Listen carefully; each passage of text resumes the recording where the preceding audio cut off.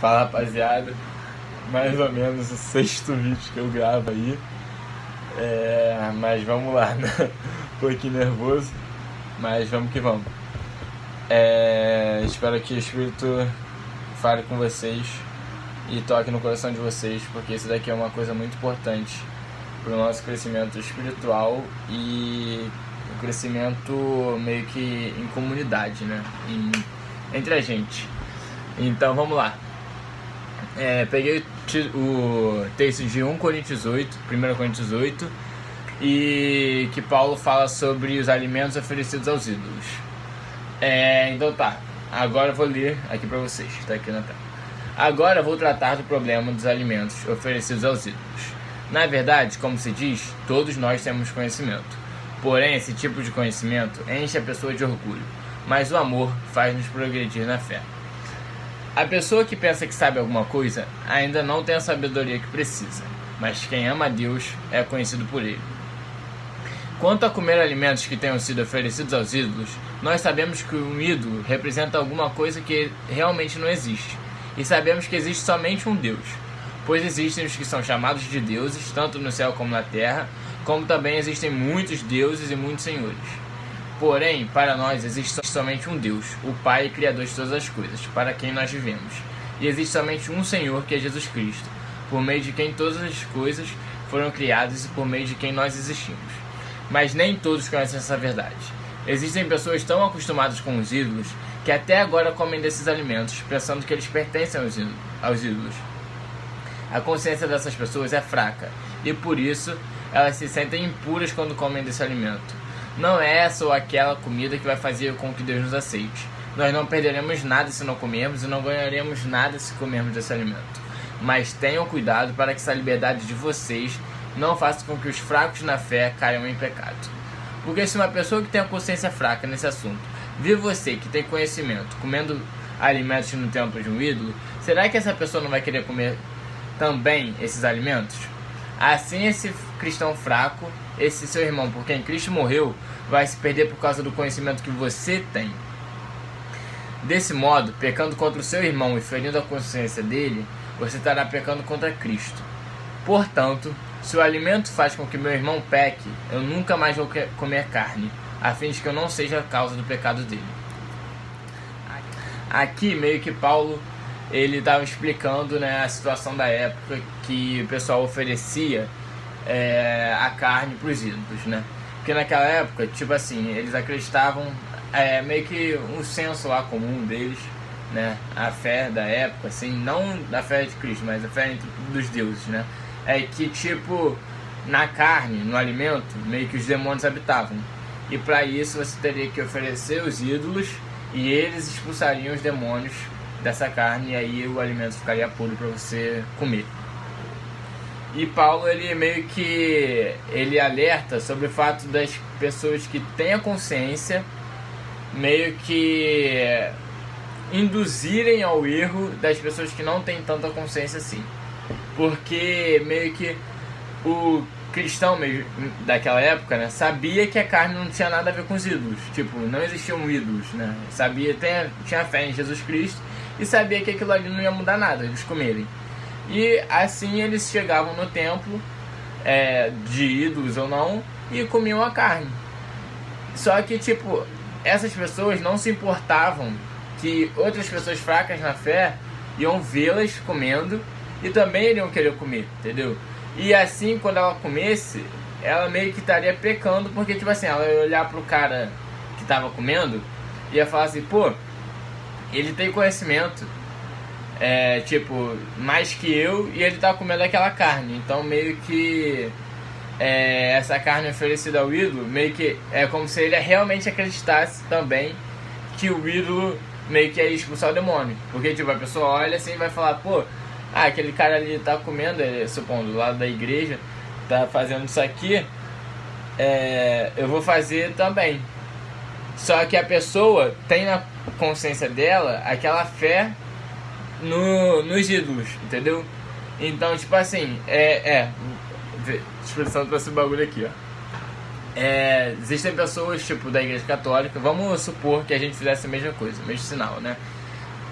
que acredita que fazer isso aqui te protege, né? Só que a gente sabe que muda nada, né? Você fazer isso aqui. Se você estiver em pecado, se você não tiver sobre a proteção de Deus. A gente ia falar assim, realmente isso daí protege, né? Porque eles estão fazendo assim. Então ela teria uma fé em uma coisa que é errada, entendeu? Teria uma fé, continuaria com uma idolatria, entendeu? Porque isso daqui é tipo um sinal que não faz nada e a pessoa acredita que aquilo ali tem poder, né? Então se torna idolatria. E meio que Paulo alerta sobre isso. Se meu irmão fizer isso por minha causa, eu tô pecando também, entendeu? E ele meio que mostra que a gente peca. Quando a gente peca contra o irmão, a gente está pecando contra Cristo. Portanto, o amor de Paulo é absurdo, porque ele fala assim, tipo, cara, se eu comer a carne vai fazer ele pecar, eu prefiro nunca mais comer a carne, porque eu amo tanto meu irmão que eu não quero que ele peque. Então meio que comer a carne já não me satisfaz mais, porque isso daí vai fazer meu irmão pecar. Então não vou fazer mais por causa dele. E Romanos 9 meio que testemunha, meio que testifica, né, no caso, o amor de Paulo pelas pessoas, né? Porque uma coisa que eu admirei muito e que eu vi numa pregação do Francis Chan, dele falando isso, eu comecei a tomar uma admiração gigante também por Paulo, porque ele realmente tinha um amor genuíno, sabe, pelas pessoas. Em Romanos 9, ele chega a falar que ele preferia ser separado de Cristo, ser separado de Deus, sabe, parar de servir a Deus, não ir para a glória por causa do povo dele. Aqui ele diz, ele começa: o que eu digo é verdade, sou de Cristo, não minto, pois a minha consciência, que é controlada pelo Espírito Santo, também me afirma que não estou mentindo. Sinto uma grande tristeza e uma dor sem fim no coração por causa do meu povo, que é minha raça e meu sangue. Para o bem desse povo, eu mesmo poderia desejar receber a maldição de Deus e ficar separado de Cristo. Eles são um povo escolhido por Deus. Ele os tornou seus filhos e repartiu sua glória com eles.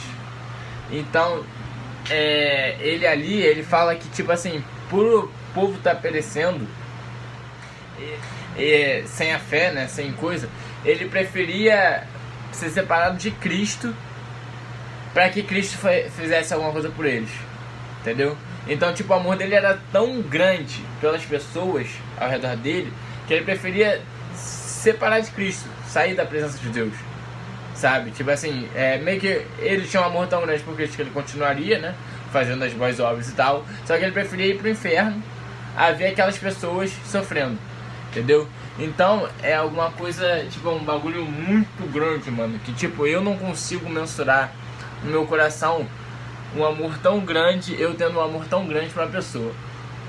Eu vou contar aqui um pouco do meu testemunho do ano passado, que foi, acredito que tenha sido a minha melhor época da minha vida de amor ao próximo. Ano passado eu estudava na UF, né? E eu tinha assistido essa pregação do Francis Chan e tinha ficado impactado, assim, tipo, realmente transformou meu coração, sabe?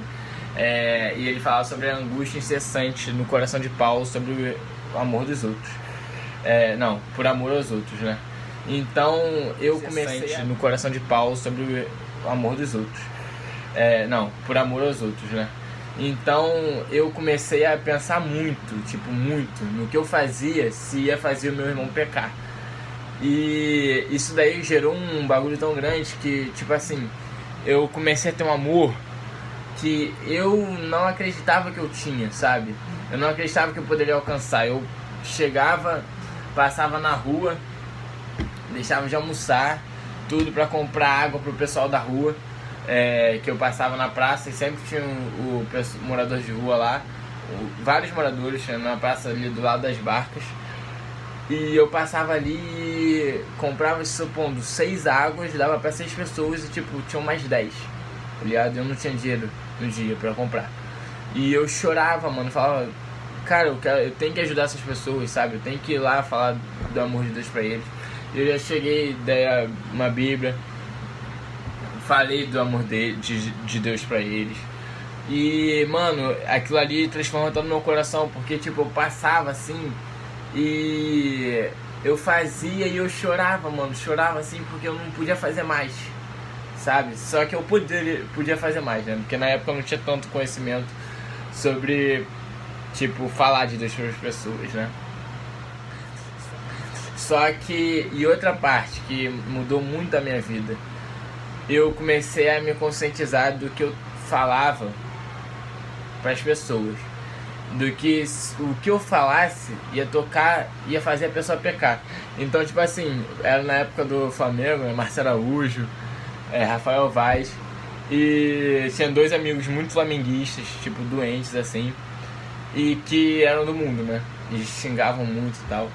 Então, tipo, às vezes eu me tocava no assunto de Flamengo, ele, o Marcelo Araújo, começava a xingar, tipo, destilar ódio total ao Flamengo, ao técnico e tal, coisa assim. E eu falava, mano, eu não posso falar do Flamengo perto dele, porque se eu falar do Flamengo perto dele, ele sempre vai pecar, mano.